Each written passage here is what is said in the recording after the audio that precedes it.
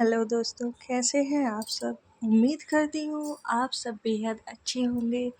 तो मैं यहाँ पर लेकर आई हूँ माफिया द लवर गर्ल का 28वां भाग। उम्मीद करती हूँ आपको ये कहानी पसंद आ रही होगी। अगर पसंद आती है तो लाइक ज़रूर करें और कमेंट ज़रूर करें और जल्दी से मेरे चैनल को सब्सक्राइब ज़रूर कर लें। तो चलिए कहानी शुरू करते हैं।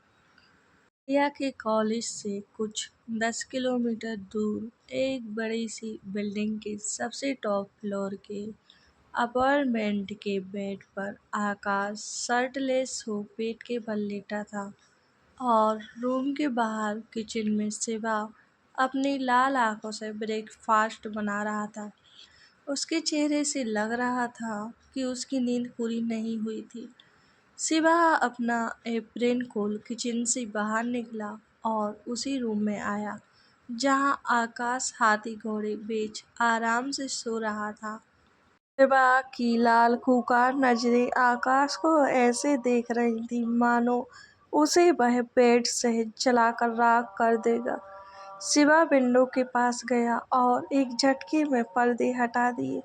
सूरज की तेज रोशनी सीधा आकाश के चेहरे पर पड़ी, जिस पर आकाश ने शर्मा कर पिलो को अपने चेहरे पर रख दिया और हल्लाइस और चिड़ी हुई आवाज में बोला, कौन है यह? बहुत बेवकूफ, पर्दे बंद करो।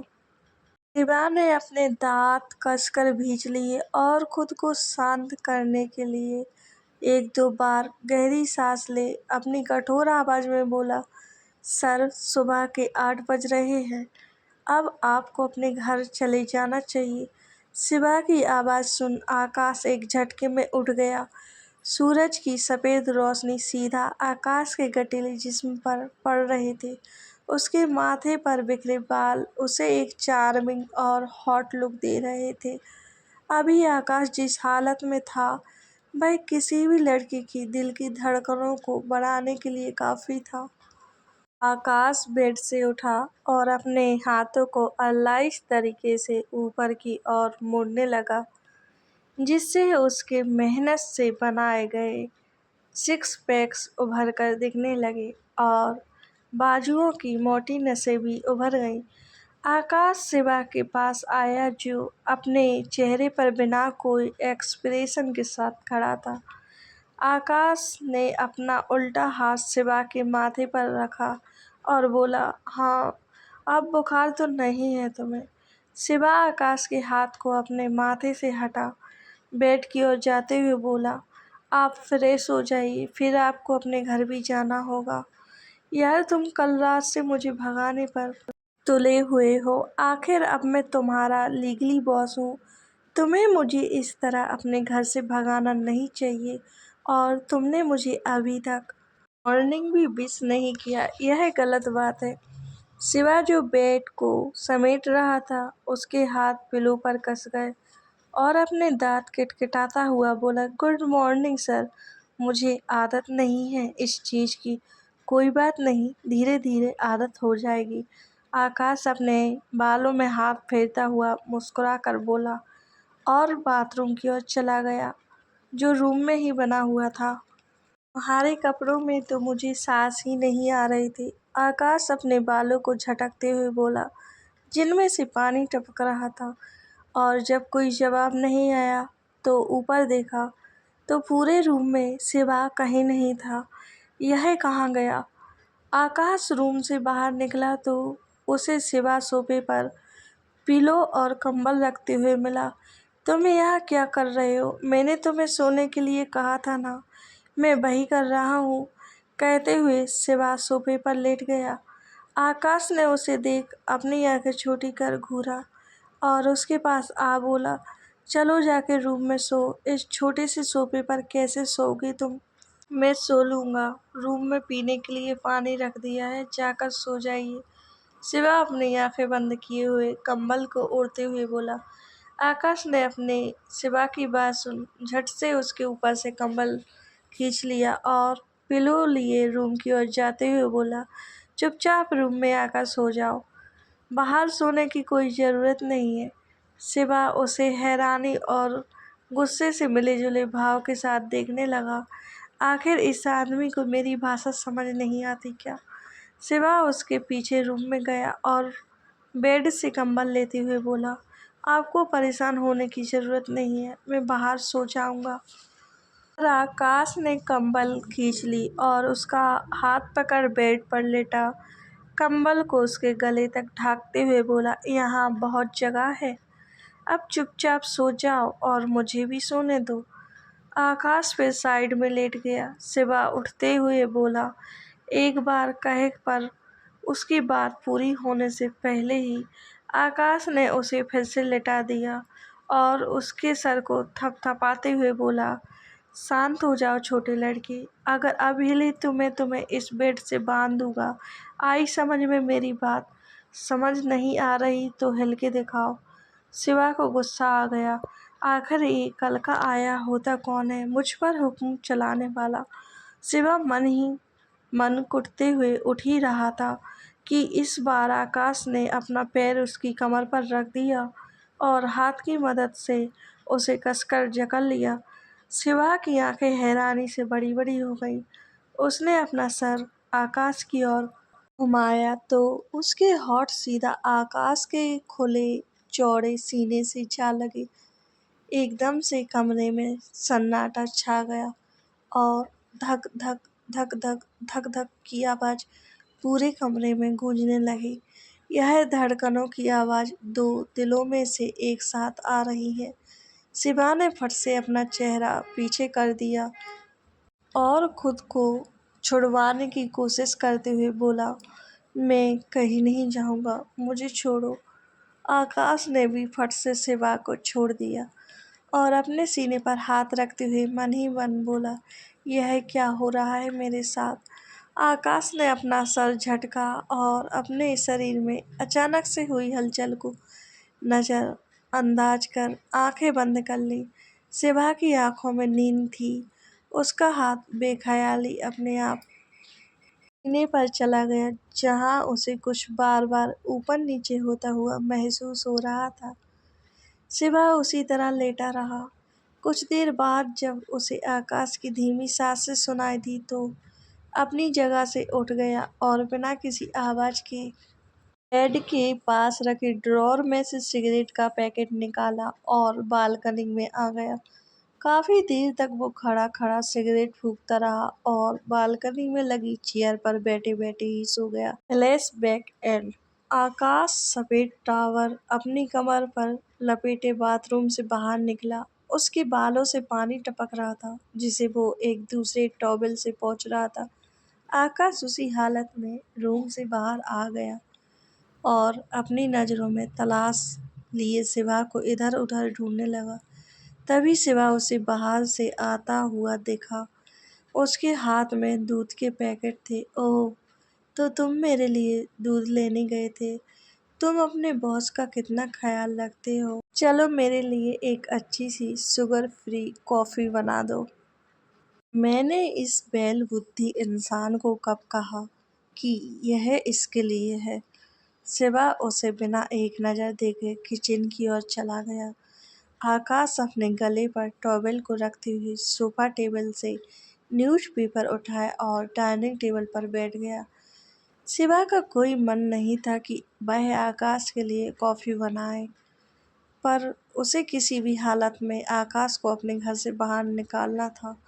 थोड़ी देर में शिवा ने बेमन से कॉफ़ी बनाई और आकाश के सामने रख दी। यह देख आकाश ने न्यूज़पेपर नीचे रखा और मग को उठाते हुए कुछ बोलना चाहा, पर शिवा वहां से किचन की ओर चला गया। छोटे लड़के, क्या तुम मेरे लिए ब्रेकफास्ट बनाने जा रहे हो? शिवा ने कसकर मुट्ठियां भींच ली और हाँ बोल किचन में चला गया। तुम कितने अच्छे हो, आकाश मुस्कुराते हुए बोला और कॉफ़ी पीने लगा। हाँ, नाइस। आकाश ने कॉफ़ी की तारीफ की। आकाश ने कॉफ़ी खत्म की और किचन के गेट के पास खड़ा शिवा को काम करते हुए देखने लगा। शिवा सैंडविच तैयार कर रहा था। यह देख आकाश ने अपना मुंह सिकोड़ लिया और बोला, यह मुझे पसंद नहीं, मेरे लिए तुम कुछ और बनाओ। शिवा ने गुस्से से हाथ में लिए चाकू को कसा और आकाश की ओर मुड़ कुछ बोल ही रहा था कि डोर बेल बजी। शिवा बाहर जाने को हुआ कि आकाश बोल उठा, तुम मेरे लिए ब्रेकफास्ट बनाओ, मैं डोर ओपन करता हूँ। शिवा कुछ कह ही रहा था कि आकाश चला गया। शिवा बस अपने दांत पीस कर रह गया और एक गहरी सांस ले पोहा बनाने लगा। आकाश ने डोर खोला तो सामने उसका बॉडीगार्ड हाथ में बैग लिए खड़ा था। बॉस, आपका सामान। हाँ। आकाश ने वह बैग ले लिया और अंदर आते हुए बोला, मैं अपने कपड़े पहन कर आता हूँ, तब तक तुम जल्दी से ब्रेकफास्ट बना देना। शिवा ने गुस्से से बर्तन स्लैब पर पटका और सब्जियां काटने लगा। पोहा बनाते वक्त जब वह चिली पाउडर डाल रहा था तो उसके चेहरे पर एक टेढ़ी मुस्कान आ गई और 4 चम्मच मिर्ची के डाल मन ही मन बोला, बहुत शौक है ना सिर्फ ब्रेकफास्ट खाने का। आज की बात किसी से भी ब्रेकफास्ट नहीं मांगेगा। कुछ ही देर में आकाश अपने ब्लैक सूट में रूम से बाहर निकला। इस वक्त वह ब्लैक सूट में बहुत हॉट लग रहा था। तब तक शिवा ने भी ब्रेकफास्ट लगा दिया था। हाँ, खुशबू तो बड़ी अच्छी आ रही है, कहते हुए आकाश मुस्कुराते हुए चेयर पर बैठ गया। अभी उसकी नज़र शिवा की प्लेट पर गई जहाँ सैंडविच था। क्या तुम्हें पोहा पसंद नहीं? नहीं। हम चलो शुरू करते हैं, कहते हुए आकाश ने पोहा खाना शुरू किया और इधर शिवा अपना सैंडविच खाते हुए मन ही मन डेविल स्माइल कर रहा था। आकाश ने पोहा के 1-2 बाइट ही लिए थे कि उसका मुंह जलने लगा। हाँ हाँ, कितनी मिर्ची है इसमें। उसका मुंह लाल हो गया था। आकाश ने जल्दी से जूस का गिलास उठाया और एक ही सांस में पूरा पी गया। कुछ हद तक उसे राहत मिली, पर जलन अभी भी जोरों की थी। आकाश ने शिवा की झूठी गिलास को भी उठा लिया और उसे भी एक ही सांस में पी गया। ना, क्या बकवास खाना बनाया है, तुम्हें खाना बनाना नहीं आता क्या? आकाश अपनी लाल आंखों से शिवा को देखकर बोला। नहीं। क्या? तो तुमने मुझे पहले क्यों नहीं बताया? आकाश पानी पीते हुए बोला। शिवा ने इस बार कुछ नहीं कहा। आकाश को पानी पीने के बाद काफी राहत मिली और शिवा को देखा जो बड़े चाव से सैंडविच खा रहा था। आकाश के मुंह में पानी आ गया और बोला, क्या यह अच्छा बना है? शिवा ने तिरछी नजर से उसे देखा जो उसके हाथ में लिए सैंडविच को बुरी तरह घूर रहा था। हम। आकाश उसके हम पर इसे देखता रहा और वेट करने लगा कि शिवा उसे भी ऑफर करेगा, पर शिवा ने ऐसा कुछ नहीं किया। शिवा ने आखिरी सैंडविच के भी 1-2 बाइट ले लिए।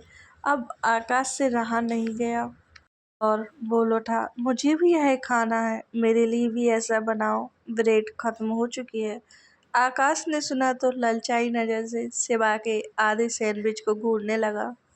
शिवा अपना मुंह खोल बाइट ले ही रहा था कि उसके हाथ से सैंडविच गायब हो गया। शिवा ने यह देख गुस्से से आकाश की ओर देखा जो मजे से बड़े बड़े बाइट ले रहा उसका सैंडविच खा रहा था। यह क्या बदतमीजी है? शिवा गुस्से भरी आवाज में बोला। बदतमीजी तो तुम हो। यह नहीं कि बॉस भूखा बैठा है उसे भी खाने के लिए पूछे, मगर तुम। आकाश उसी तरह खाते हुए आंखें छोटी पर शिवा को घूरते हुए बोला, तो इस तरह मेरा झूठा खाने का क्या मतलब है? शिवा खुद को शांत करने की कोशिश करते हुए आकाश को घूरते हुए बोला, तुमने ही तो कहा था कि ब्रेड खत्म हो चुकी है, तो मैंने ये लिया। आकाश अपनी आंखों में मासूमियत ले बोला। पता नहीं क्यों, पर शिवा उसकी मासूमियत से बोलने पर फिर कुछ नहीं बोल सका और चुपचाप बैठ गया। वैसे मैंने आज तक इतना स्वादिष्ट सैंडविच कभी नहीं खाया। आकाश शिवा की तारीफ करते हुए बोला, क्योंकि उसे सैंडविच बेहद अच्छा लग रहा था। मुझे और खाना है। आकाश सैंडविच खत्म होने पर बुझे मन से बोला, क्योंकि उसे और खाना था। अपने घर जाकर खा लीजिए, शिवा अपनी जगह से उठते हुए बोला। आकाश ने कुछ बोलने के लिए मुंह खोला ही था कि उसका फ़ोन बजने लगा। उसने कॉलर आईडी देखी तो चेहरे के एक्सप्रेशन बदल गए। आकाश ने फ़ोन उठाया और सामने वाले शख्स की बात सुनी तो चेहरे पर परेशानी के भाव आ गए।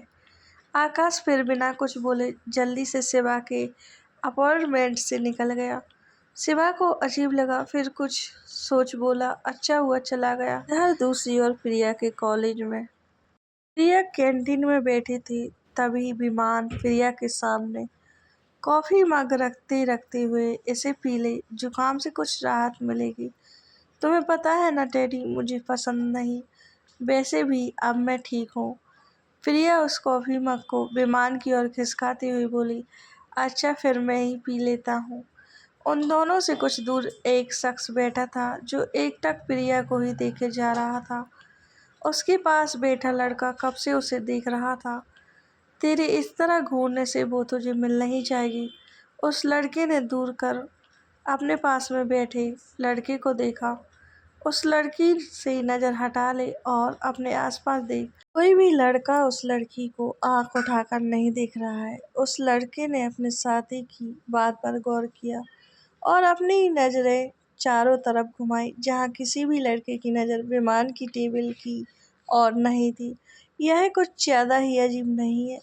अजीब तो होगा ही। इस विमान ने अपनी दहशत पूरे कॉलेज में फैला रखी है। तू अभी नया आया है, धीरे धीरे सब पता चल जाएगा। कहते हुए उसने उस लड़के की ओर देखा जो बस प्रिया को देखने में मस्त था। मयंक, तेरा दोस्त होने के नाते एक सुझाव दे रहा हूँ। इस लड़की के अलावा किसी पर भी अपनी नजरें रख या उसके साथ अय्याशी कर, पर गलती से भी इस लड़की के साथ गलत करने की सोचना भी मत। प्रतीक, मयंक का दोस्त, गंभीर भाव लिए बोला। मयंक ने विमान को देखा जो हंसते मुस्कुराते हुए प्रिया से बातें कर रहा था। इस वक्त प्रतीक की सभी बातें मयंक के दिमाग पर कोई असर नहीं डाल रही थी। चाहे कुछ भी कहो तुम प्रतीक, पर इस लड़की को मेरे बिस्तर तक आना ही होगा। मन में ही बोलता हुआ मयंक अपनी आंखों में हवस लिए प्रिया को एकटक देखने लगा। वीर अपनी आंखें बंद किए सीट से सर टिकाए बैठा था। उसकी बाहरी आभा बिल्कुल शांत मौसम की तरह थी। कोई भी इस वक्त यह नहीं समझ सकता था कि कबीर के अंदर का क्या हाल है। प्रिया से दूर रहने का ख्याल ही उसे अंदर से बुरी तरह खाए जा रहा था। आज उसने खुद को प्रिया से दूर रखने का फैसला लिया था, पर इस फैसले को लेने के लिए उसने हजार बार सोचा। इसका एकमात्र कारण कल रात का वाक्य तो था ही, पर आज सुबह का वाक्य उसे प्रिया से दूर रहने पर मजबूर कर गया। कबीर अपनी आंखों में लाल महीन धागे लिए दोनों हाथों को घूरने लगा। उसे सुबह प्रिया से मिलना याद आया, जब प्रिया उसके छूने भर से कांप रही थी। उसकी मासूम आंखें जो हर पल चंचलता से भरी रहती थी, उसमें खुद की वजह से डर देख कबीर के दिल में कांटे से उभरने लगे। आखिरी वक्त तक प्रिया का शरीर कांप रहा था। उसके होठों पर कबीर ने मुस्कान जरूर देखी थी, पर उस मुस्कान में खुशी नहीं, एक जबरदस्ती थी। यह सब याद करते हुए कबीर ने दोनों हाथों की कस के मुट्ठी बना ली। तुमसे दूर हो सकता हूँ डॉल, पर तुम्हें अपनी जिंदगी से दूर हरगिज नहीं कर सकता।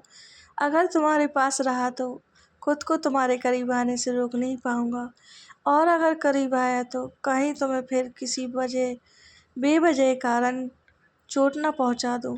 अगर ऐसा हुआ तो तुमसे कभी नजर भी नहीं मिला पाऊंगा। कबीर अंदर ही अंदर जूझ रहा था। उसका दिल ऐसा हो गया था मानो उसमें भारी पत्थर भर दिए गए हों। कुछ ही देर में प्लेन ने अपनी उड़ान भर ली और उसी के साथ एक अदृश्य डोर को भी लेकर उड़ा, जो दो दिलों को एक साथ बांधे हुए थे। अब बस यह देखना था कि यह दो दूरी पर मजबूत होती है या कच्चा धागा बन टूटकर बिखर जाती है। इधर दूसरी ओर प्रिया और विमान घर पहुंचे। अंदर दादी सोफे पर बैठी किसी गहरी सोच में गुम थी।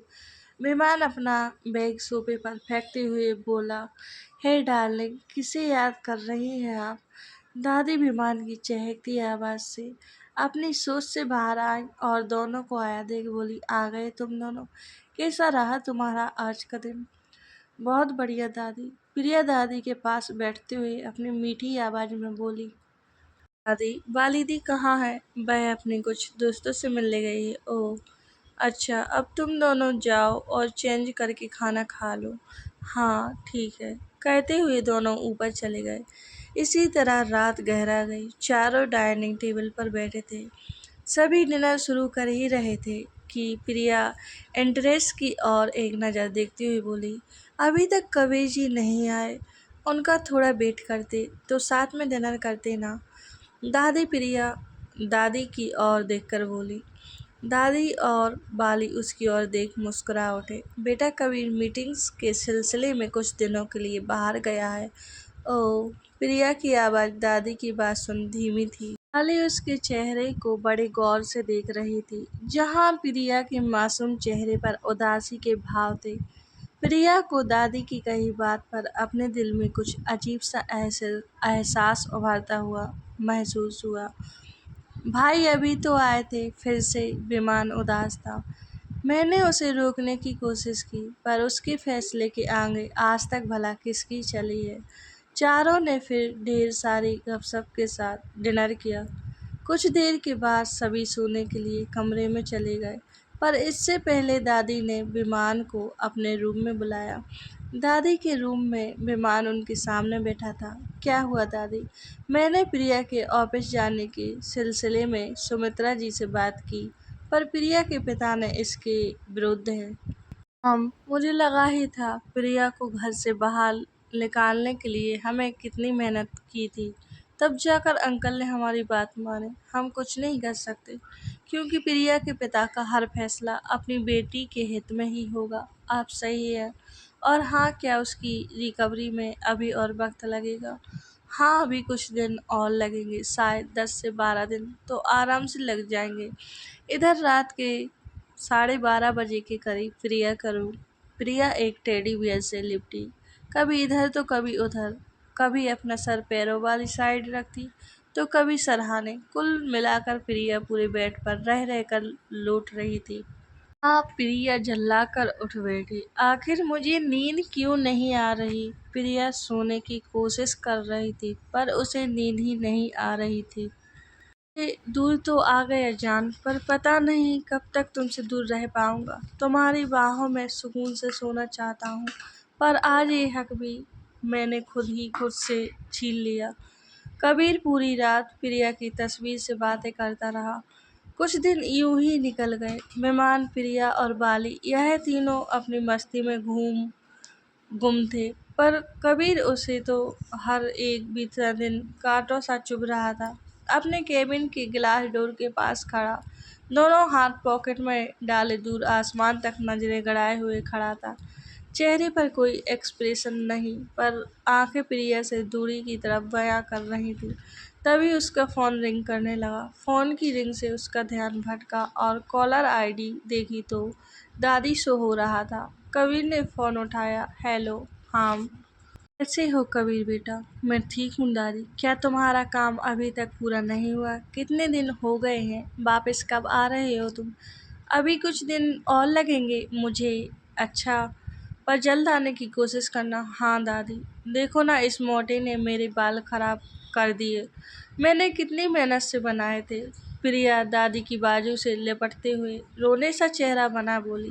प्रिया की आवाज़ सुनते ही कबीर का दिल एकदम से पूरी रफ्तार के साथ धड़कने लगा। हाथ फ़ोन पर कस गए और आंखें सुकून से बंद कर ली। मैं बाद में फ़ोन। दादी, फ़ोन मत रखना। कबीर उनकी बात पूरी होने से पहले ही एकदम से बोल उठा। दादी के होंठ मुस्कुरा उठे। उन्होंने फ़ोन को साइड में रख दिया। मेहमान, तुम इधर आओ। दादी विमान को फटकारते हुए बोली। दादी, पहले इसने मेरे बाल बिगाड़े। नहीं दादी, गलती से हाथ लग गया था। मैंने जानबूझकर नहीं किया। हाँ मेरे बच्चे, मुझे पता है। इस नालायक को तो झगड़ा करने का बहाना चाहिए। और क्या हो गया? अगर बच्ची ने तेरे बाल बिगाड़ भी दिए तो सर पर 4 बाल तो हैं। कौन सी लंबी चोटियाँ बना के घूमता है? प्रिया जोर से हंस पड़ी और इधर कबीर के होंठ मुस्कुरा उठे। इधर विमान की इस वक्त इस इमोजी की तरह हालत थी। बस दादी बस। विमान ने अपना एक हाथ आगे की ओर कर दिया और साथ में नौटंकी भी शुरू हो गई। मैं अपने ऊपर सब कुछ सुन सकता हूँ दादी, पर अपने इन कीमती बालों के खिलाफ एक शब्द भी नहीं। मैं इन्हें अपने बच्चों की तरह प्यार करता हूँ दादी, बच्चों की तरह। रोज इन्हें दूध माँ मेरा मतलब है महंगे महंगे कंडीशनर पिलाता हूँ। अभी विमान बोल ही रहा था कि पीछे से बाली विमान के बालों को बिगाड़ती हुई बोली, किसे क्या पिलाता है। विमान बस ठगा सा अपनी आंखों के आगे बाल लिए खड़ा रहा और इधर प्रिया उसके चेहरे के एक्सप्रेशन देख हंसी जा रही थी। विमान अपने पैर पटकता हुआ बाहर चला गया। अरे बच्चों के पापा जी कहाँ चल दिए, आपके बच्चों को बिगाड़ दिए क्या। प्रिया पीछे से उसे छेड़ती हुई बोली। कबीर फोन के उस और जोर से हंस पड़ा। चेहरे पर ना बयां कर देने वाली खुशी थी। ऐसे ही वक्त बीतने लगा। बाली, प्रिया और विमान घूमते फिरते मस्ती करते। फिर कुछ दिनों बाद बाली अपने घर यानी अपने माता पिता के पास वापस चली गई, क्योंकि उसके पेरेंट्स की एनिवर्सरी नज़दीक थी। प्रिया को एक चैटमेंट सा हो गया था बाली के साथ। जब बाली वापस गई तो उसे बिल्कुल भी अच्छा नहीं लग रहा, पर बाली का जाना भी जरूरी था। आकाश भी कई दिनों से आउट ऑफ स्टेशन था और इधर शिवा आराम से शेरा के अंडर ट्रेनिंग कर रहा था। वक्त अपनी गति से बीत रहा था और देखते ही देखते 15 दिन निकल गए। कबीर अपने ऑफिस में बैठा था। उस बड़े से रूम का टेम्परेचर इस वक्त बुरी तरह गिरा हुआ था। कबीर ने एक फाइल सामने खड़े एक एम्प्लॉय के ऊपर फेंक दी और गुस्से से गरजते हुए बोला, get lost from here and make it again. Employ की डर कर हालत खराब थी। उसे केबिन से निकलने में कुछ सेकंड का वक्त लगा, क्योंकि डर के मारे उसकी स्पीड दोगुनी हो चुकी थी। कबीर का चेहरा इस वक्त काफी भयानक था। आंखों के नीचे पड़े काले घेरे ये साफ बता रहे थे कि वो इन दिनों सोया नहीं था। चेहरे पर चिढ़ के भाव और गुस्से से भरी उसकी भयानक आभा। उसी वक्त रजत डरते डरते गेट को नॉक करते हुए अंदर आया। कबीर की उंगलियां लैपटॉप पर एक ही धुन में चल रही थी। काफी वक्त बाद भी जब रजत ने कुछ नहीं कहा तो कबीर ने नजर उठाकर उसे देखा। क्या यहाँ मेरा मुंह देखने आए हो? नहीं बॉस, वो फ्लाइट का टाइम हो चुका है और आकाश सर का फोन आया था और आपको जल्दी आने को कहा। कबीर ने सुना तो अपना सर हाँ में हिला दिया। इधर दूसरी ओर कपूर मैंसन में दादी अपने हाथ में ली छड़ी को बारी बारी सामने अटेंशन की पोजीशन में खड़े प्रिया और विमान की ओर करते हुए बोली, मेरी बात समझ आई, घर की चौखट से एक कदम भी बाहर मत रखना। और विमान तुम खबरदार जो इस बच्ची को परेशान किया तो अगर मुझे तुम्हारी शिकायत मिली तो मुझसे बुरा कोई नहीं होगा। S lady boss. पीहू बेटा अपना ध्यान रखना। यस दादी। अब मैं चलती हूँ, दोनों शांति से रहना, झगड़ा मत करना। दोनों ने एक साथ सैल्यूट मारते हुए बोला, एस दादी। हाँ हाँ बस बस, आए सैल्यूट मारने। दादी फिर वहाँ से विमान और प्रिया को हिदायतें दे निकल गई।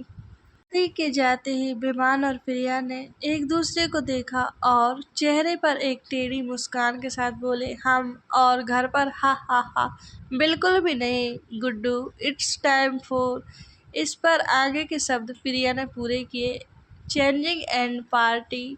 दोनों एक दूसरे को आंख मारते हुए अपने कमरे की ओर चल दिए। कुछ ही देर में कपूर फैमिली के वेक एरिया में दो शख्स खड़े थे। लगता है कोई हमारी ओर आ रहा है क्या, पर मुझे तो कोई आवाज नहीं आ रही। तुम जल्दी से निकलो, पहले कदमों की आहट इसी ओर आ रही है।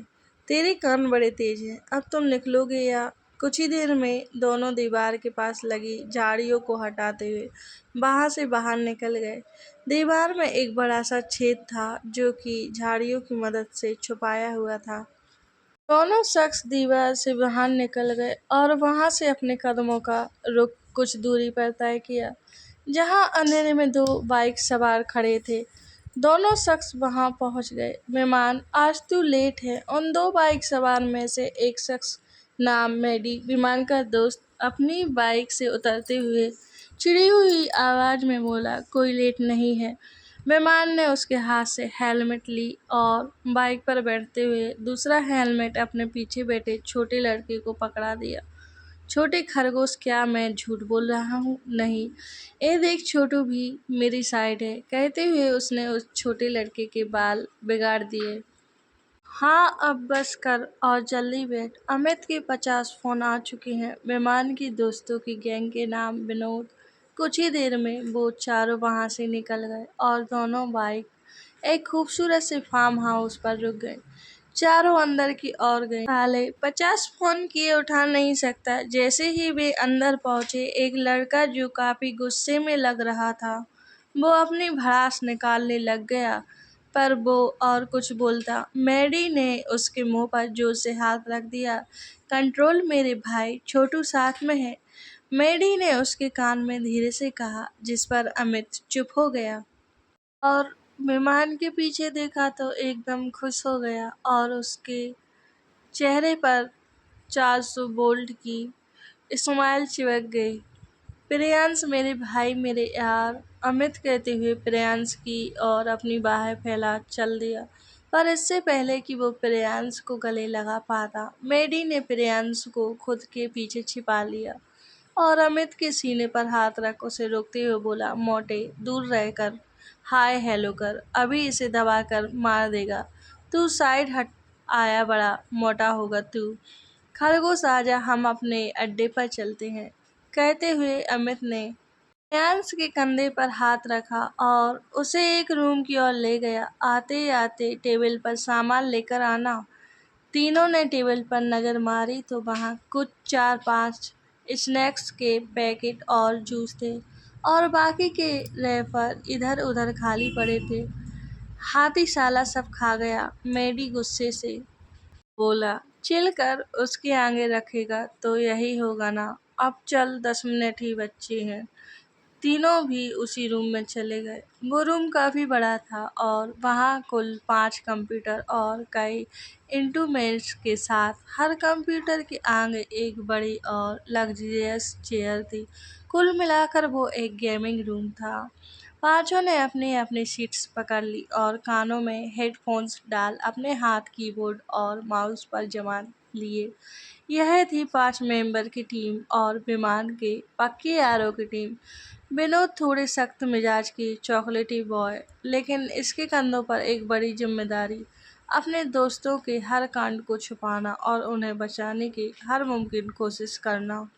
लड़कियों से इसका दूर दूर तक कोई लेना देना नहीं, क्योंकि इन्हें आज तक कोई पसंद ही नहीं आई। मेडी, चुलबुला और शैतान और विनोद के लिए सबसे बड़ा सरदर्द और लड़कियों के मामले में सबसे बड़ा लड़कीबाज। एक गई तो दूसरी, दूसरी गई तो तीसरी।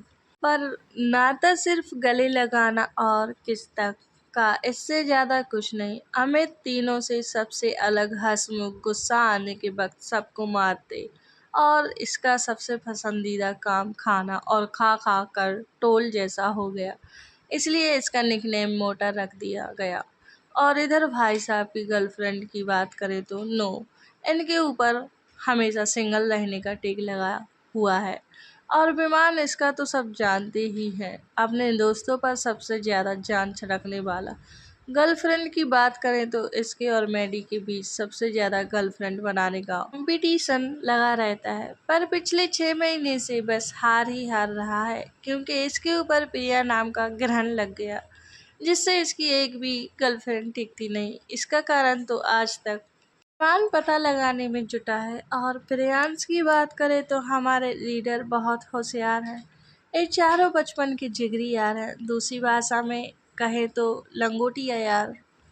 इधर दूसरी ओर गोवा, एक खूबसूरत सा सफेद रंग का शिप पानी के ऊपर था, जिसे बेहद खूबसूरती से सजाया गया था, जिसका कारण था आकाश और बाली के माता पिता की वेडिंग एनिवर्सरी के लिए रखी गई ग्रैंड पार्टी। शिप पर कई नामी ग्रामी के लोग थे। केक कटिंग के बाद सब डांस और डिनर एंजॉय कर रहे थे और वहीं दूसरी ओर कबीर और आकाश शिप के टॉप एरिया पर अपनी अपनी वाइन एंजॉय कर रहे थे। आकाश ने एक बार फिर अपनी गिलास शराब से भरी और कबीर की और देखा जो रेलिंग पर दोनों हाथ टिकाए समुद्र को देख रहा था। आकाश ने एक गिलास कबीर को पकड़ाई और अपनी गिलास की सिप लेता हुआ बोला, तेरा चेहरा काफी मुरझाया हुआ लग रहा है। भाभी को देखे बिना जापान में नींद नहीं आई क्या? आकाश मजाकिया लहजे में बोला। कबीर ने अपनी आंखें बंद कर ली तो सामने प्रिया का खूबसूरत सा चेहरा आ गया, जिससे कबीर के होठों पर एक मुस्कान जम गई। आकाश ने गलत भी तो नहीं कहा था। आखिर उसे प्रिया के बिना नींद ही कहाँ आती थी। आकाश ने कबीर की मुस्कान को देखा तो खुद भी मुस्कुरा उठा। हाय, मुझे कब मिलेगी मेरी बाली, फिर मैं भी तेरे जैसा मुस्कुराऊंगा। कहाँ हो मेरी जान? नीचे हजार खड़ी हैं, कोई भी पसंद कर ले। नहीं रे, ये सारी मेरी टाइप की नहीं है, मुझे थोड़ी हटके चाहिए, बिल्कुल मेरे टाइप की। खूबसूरत, प्यारी, बदमाश। आकाश अपनी पसंद बताने में लग गया। फिर ने अपना सर ना में हिला दिया और अपनी नजरें नीचे खड़े लोगों की ओर कर की, लेकिन उसकी चील सी नजरें नीचे एक और खड़ी बाली पर गई जो शिवा के पास खड़ी थी। कबीर की नजरें शिवा के चेहरे पर जम गई। उसकी आंखें कठोर हो गईं। ये कौन है? हाँ, किसकी बात कर रहा है जो बाली के पास खड़ा है? ये शिवा है, मेरा बॉडीगार्ड। साला तगड़ा फाइटर है, एक बार मैं देखा था, इसे कमाल की फाइट करता है। कबीर ने एक नज़र आकाश को गौर से देखा, जो खुशी से शिवा की तारीफ कर रहा था। कितने वक्त से तेरे साथ है? कबीर ने शिवा को देखते हुए ही सवाल किया। अभी कुछ हफ्ता भर ही हुआ है। क्यों, क्या हुआ? तू जानता है इसे? आकाश को अजीब लगा क्योंकि उसने कभी भी कबीर को उसके गार्ड के बारे में पूछते हुए नहीं देखा था। नहीं, बस ऐसे ही बाली के पास खड़ा था तो पूछ लिया। कबीर ने शिवा पर अपनी नजरें जमाए हुए ही कहा, ओ। इधर शिवा को अपने ऊपर किसी की तीखी नजरें महसूस हुई। उसकी घूमती नजरें कबीर की नीली आंखों से जा मिली। कबीर की नजरें जो उसी पर थीं, उसकी नजरों ने शिवा के चेहरे को पढ़ना शुरू कर दिया। शिवा को कबीर की नजरों से अपने आसपास की हवा घुटन से भरी महसूस हुई। कुछ देर बाद उसने अपनी नजरें फेर ली और अपने पास खड़ी बाली को देख बोला, तुम अपनी बकवास कब बंद करोगी? तुम कितने खड़ूस हो, बस एक बार डांस डांस करने को ही तो बोल रही हूँ। प्लीज प्लीज प्लीज चलो। बाली ने शिवा की बाह पकड़ बड़ी क्यूट तरीके से बोली, लेकिन बोलते वक्त उसकी चोर नजरें किसी को देख रही थी। शिवा ने भी बाली का कहीं और देखना नोटिस किया और उस ओर देखा तो कुछ गार्ड के साथ रॉकी खड़ा था। नहीं, किसी और को देख लो। नहीं चल रहे। बाली की आवाज में एक धमकी थी। शिवा ने अपनी गुस्से से भरी नजर बाली पर डाली और उसका हाथ कसकर पकड़ धीरे से नीचे कर दिया और कुछ बोलने के लिए मुंह खोला ही था कि उसे कुछ खबर महसूस हुई। बाली ने शिवा के चेहरे के चेंज होते एक्सप्रेशन देख लिए। क्या हुआ? शिवा ने बाली की आंखों में देखा और कुछ शब्द कहे। बाली जोर से हंस उठी, लेकिन उसने जल्दी ही अपनी हंसी दबाई क्योंकि शिवा की मदस आंखें उसे ही घूर रही थी। सॉरी सॉरी यार, तुम कितने क्यूट लग रहे हो। फिर चलो मेरे साथ आओ। शिवा भी बिना कुछ बोले उसके पीछे चल दिया। इधर वाली को जाते हुए रॉकी देख रहा था। उसकी मुट्ठियां शिवा को उसके साथ जाते देख कसकर जकड़ गई और साथ में ना चाहते हुए भी आंखों में नमी तैर गई। लेकिन जल्दी ही उसने उस नमी को अंदर ही दबा लिया क्योंकि उसे कुछ पुराना वाक्य याद आ गया। तुम्हारी जैसी कैरेक्टरलेस लड़की मैंने आज तक नहीं देखी। हजार बार कहा है नहीं करता तुमसे प्यार, इसलिए आखिरी बार कह रहा हूँ, दूर रहा करो मुझसे।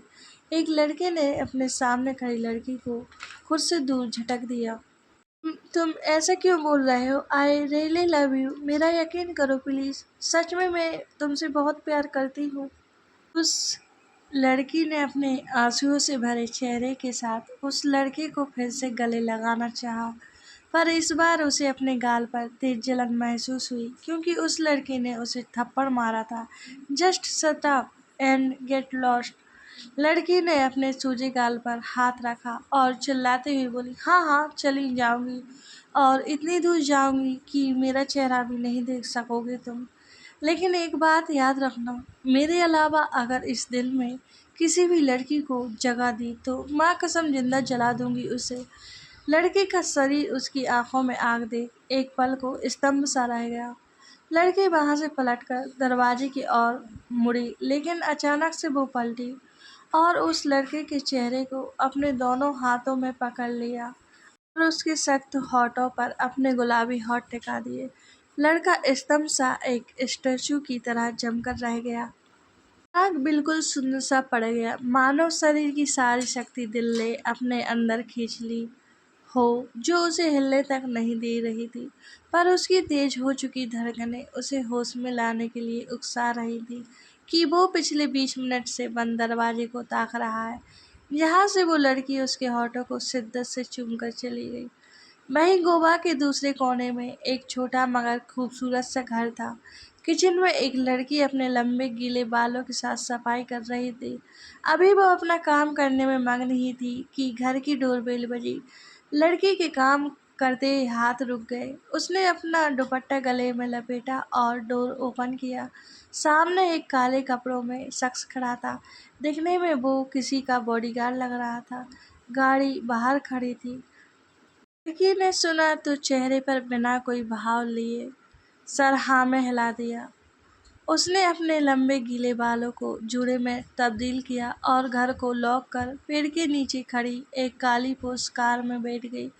अंदर साइड में बैठी एक लड़की, जिसने भी बॉडीगार्ड की तरह ही काले कपड़े पहन रखे थे, उसने उस लड़की की आंखों पर एक काली पट्टी बांध दी। कुछ ही देर में वो काली पोस्ट गहरे जंगल को चीरते हुए एक लकड़ी के बने बड़े से काले फार्म हाउस पर पहुंच गई।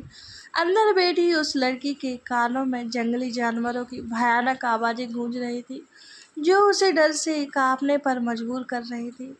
गाड़ी जैसे ही फार्म हाउस में पहुंची, उस लड़की को उस बॉडीगार्ड ने उतार दिया और फार्म हाउस के अंदर पहुंचते ही उसकी आंखों से काली पट्टी हटा दी गई।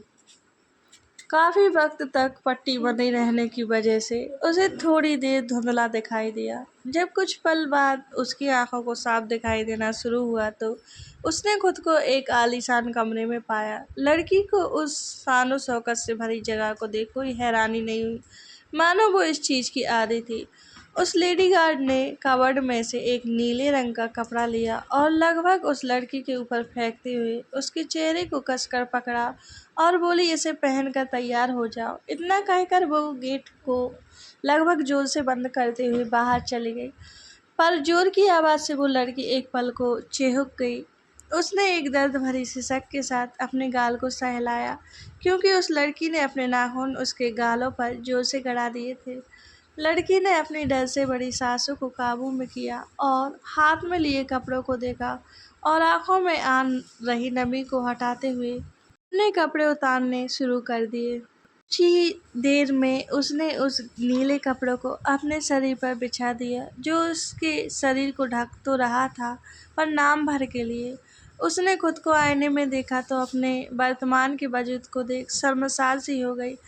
ज़्यादा देर तक वो उस आईने के सामने खड़ी ना रह सकी और वहाँ से हट बालकनी की खिड़की से टेक लगा खड़ी हो गई।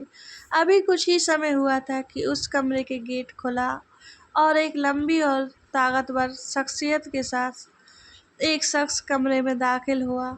चेहरे पर बड़ी काली लंबी दाढ़ी और हल्का सांवला रंग और एक आंख के करीब लगा पुराना लंबा निशान उस शख्स के वजूद को भयानक बना रखा था। पर उसकी खूबसूरती भी एक अलग ही दिशा में थी। चेहरे के तीखे नैन नक्श उसे खूबसूरत बना रहे थे। लड़के की ढूंढती नजरें पूरे कमरे में घूमने लगी और खिड़की के पास खड़ी उस नाजुक से शरीर की लड़की पर आकर रुक गई। उस लड़की को देख उस शख्स के गले में हरकत हुई। उसने हाथ में लिए ओवरकोट को सोफे पर बेतरतीबी से फेंक दिया और अपने पहने काले शर्ट को कुछ ही देर में जिस्म से आज़ाद कर दिया। यह सब करते हुए उसके कदम उस लड़की तक पहुंच चुके थे। इस वक्त उस लड़की को हल्का सा भी एहसास नहीं था कि कमरे में उसके सिवा और कोई मौजूद है, क्योंकि उसकी खाली नज़र और सोच में डूबा दिमाग दोनों ही बाहर के काला अंधेरे को देखने में गुम थे। तो चलिए दोस्तों, कहानी का भाग यहीं ख़त्म करते हैं। उम्मीद करती हूँ आप लोगों को ये भाग भी ज़रूर पसंद आएगा। तो अगर पसंद आता है तो लाइक ज़रूर करें, कमेंट करें और मेरे चैनल को सब्सक्राइब ज़रूर कर दें।